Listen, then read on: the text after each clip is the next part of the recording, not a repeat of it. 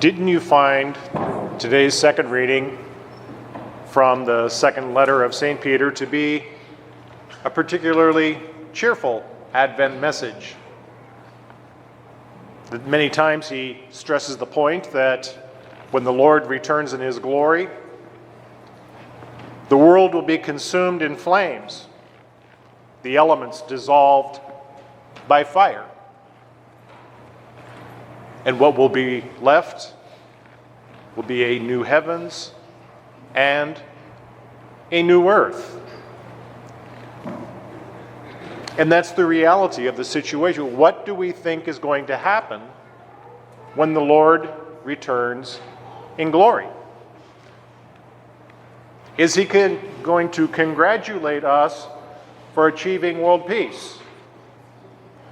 No, he is not.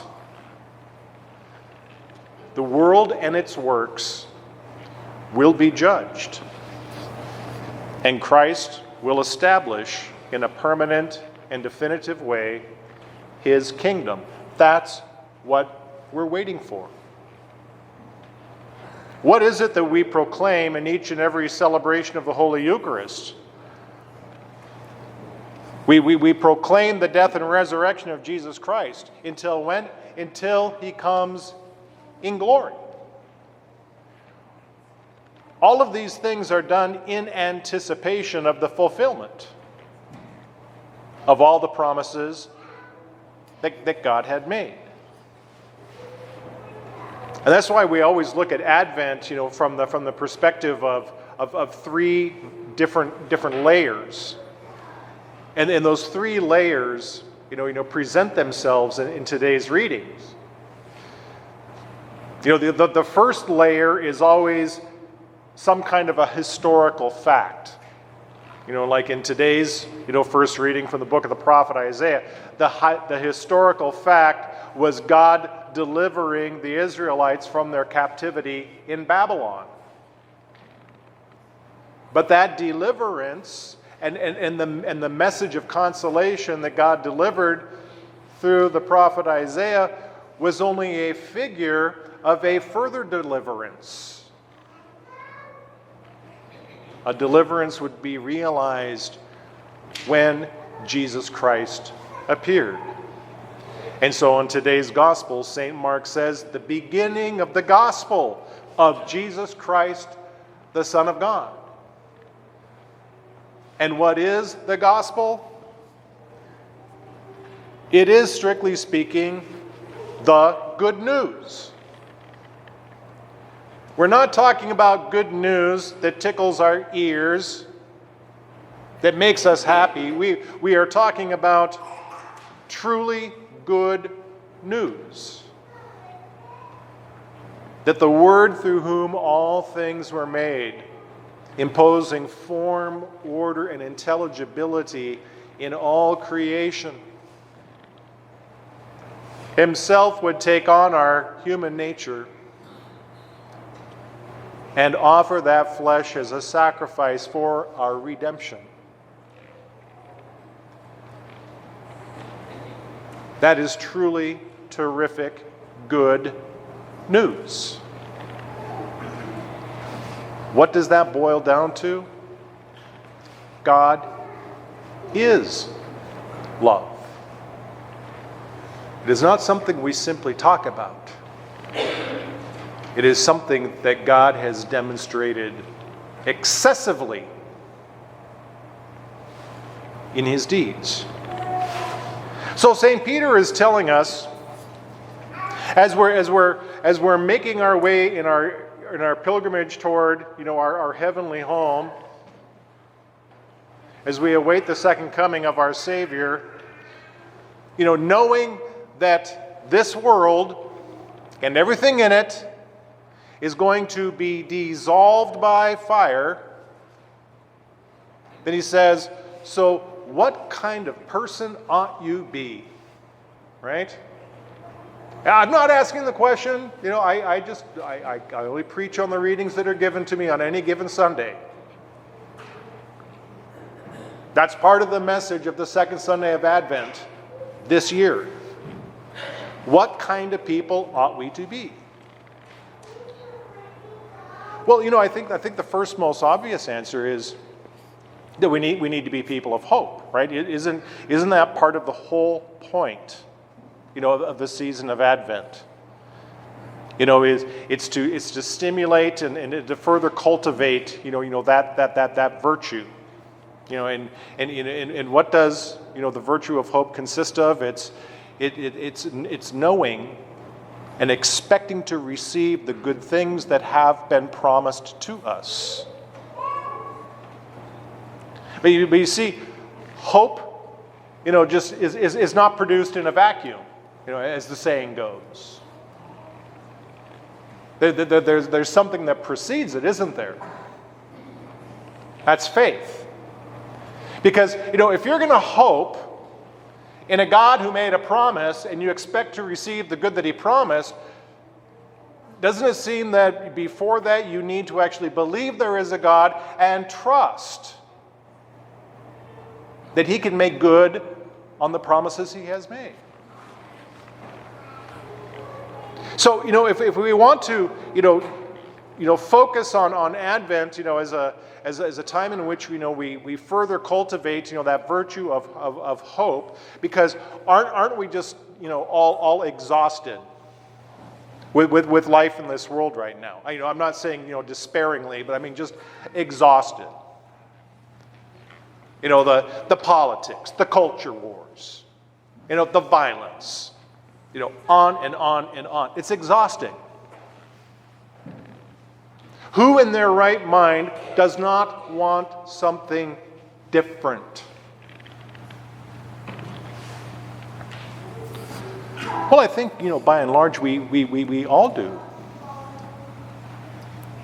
I think, by and large, we all do. But, again, kind of, as sometimes the saying goes, we keep going back to the same trough expecting a different result the second time. It seems like, it's been a long time since I've used kind of that analogy of the hamster wheel. But doesn't the hamster wheel, describe something of the futility of life, that's presented to us in the book of Koheleth? O vanity of vanities, all things are vanities. Our life and trying to pursue, the satisfaction of all of our desires is a chasing in the wind. It's pointless. And it's to call us back to the reality of things, to build our life and our faith on the reality of things, not the illusions and the empty promises of this world and the prince who governs it. And so Advent is what I'm going to, by and large argue, is actually a time to work on our faith, isn't it? It's a time to work on our faith. And the thing is, how often do you hear Catholics say, "Oh, I wish I had faith," or "I don't have any faith," or "I used to have faith, but I don't anymore"? But we need a serious, correction with regards to that error, because it is absolutely true that on the day you were baptized, God gave you, God gave me, God gave us 3 virtues. They were infused. They were freely given gifts. We did nothing to merit them. And those virtues are faith, hope, and charity. This is a fact. It is not a speculation. It's not a hope. It was done. Well, why did God give us the theological virtue of faith? Why is that so important?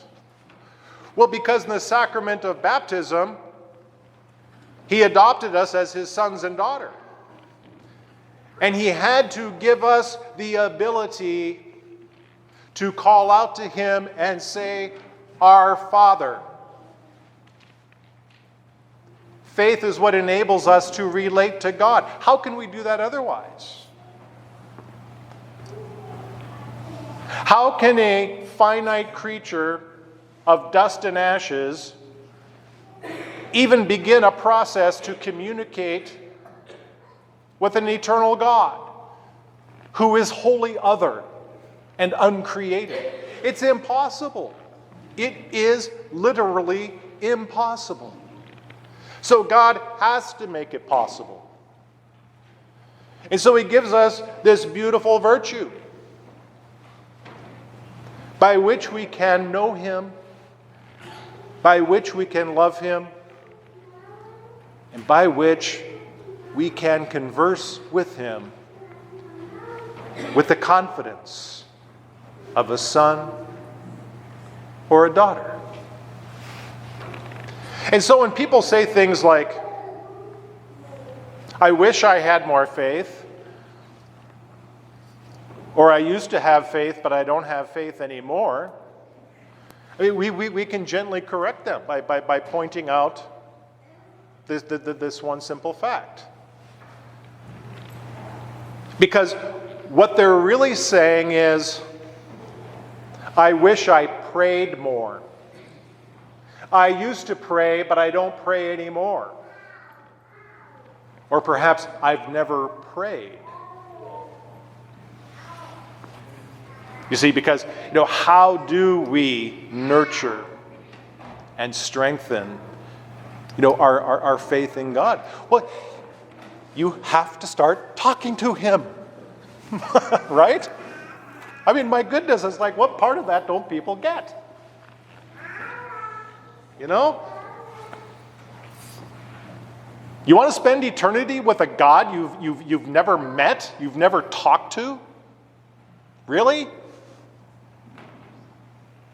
When we say it out loud, then we get how absurd that is, right?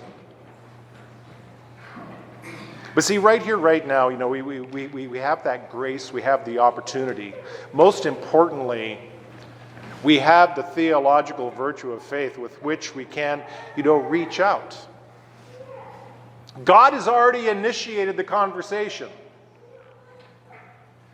You are my beloved son. You are my beloved daughter.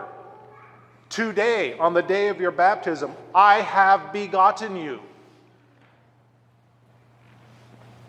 Is it too much to ask that you maybe just take one point today, 5 seconds, sit down, close your eyes, and say, thank you. That's a start. That's a really good start. But then to open the sacred scriptures, especially the Gospels, and why not begin with the Gospel of St. Mark? We got 2 weeks until Christmas. Why not begin with the Gospel according to St. Mark? By his own admission, his purpose, his motive for writing the Gospel was to convince us that Jesus Christ is the Son of God. And that what he is going to write and reveal to us is the content of the good news that we desperately need to hear. And so listen to it. Open the Gospel according to St. Mark and listen to the good news. And as you're listening to the good news, as God is speaking to your heart, respond to that message. Even if you can only say, thank you, thank you, thank you. It's a place, it's a beginning. And in that you're going to begin to see, right? Something begin to happen and to develop and to change with regards to your life of faith. I really liked this illustration. This morning, in my spiritual reading, I'm reading a commentary on St. John of the Cross's Ascent of Mount Carmel. And the priest who authored this book, he said, with regards to like a life of faith, he said, isn't it kind of like trying to describe colors to a blind person? Sometimes that's how it feels.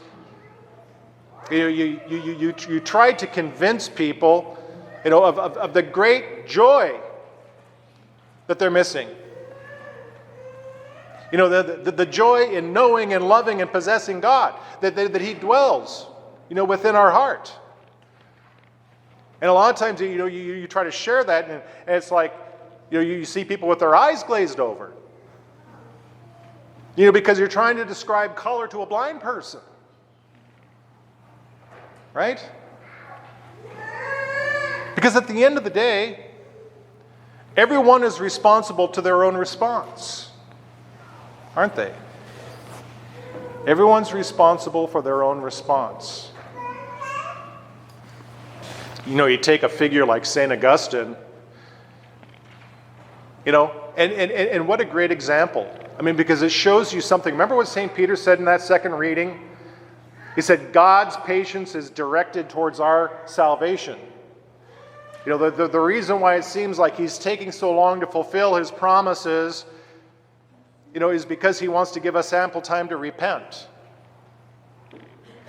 And you look at a figure like St. Augustine, and you have to admire, his humility and his honesty, because he was so perfectly stubborn. Oh my gosh, he loved the sins of the flesh. And he loved his theological errors. Because he was never challenged to live a different life. And what does he say about the voice of God? Because we think that maybe God speaks to some people and not to others. No. He speaks to absolutely every being He creates. It's just that people would rather put on their headphones and drown out the voice with music. They'd rather turn on the TV, and drown the voice with entertainment. They would rather drown out His voice, by thinking and scheming and carrying out all of these pursuits that they think that are going to satisfy their heart's deepest longings and bring them satisfaction and happiness. And because it never does, they keep running and running and running. Well, what does St. Augustine say? He was so perfectly stubborn that he admits that God not only spoke to him, he had to shout in order to break through his deafness. He says, you called, I turned a deaf ear, until you shouted and broke through my deafness. So it's faith. We need to listen. We need to engage. We need to respond. So take that to heart. Please. We've got 2 weeks. 5 minutes a day. Let's make this easy. Let's make this super duper easy. 5 minutes. Take 5 minutes a day. Spend 4.5 minutes reading, listening to the good news that God wishes to speak to your heart. And then use the last final seconds to call to mind the presence of God in your heart and look toward Him there and simply say, thank you. I believe.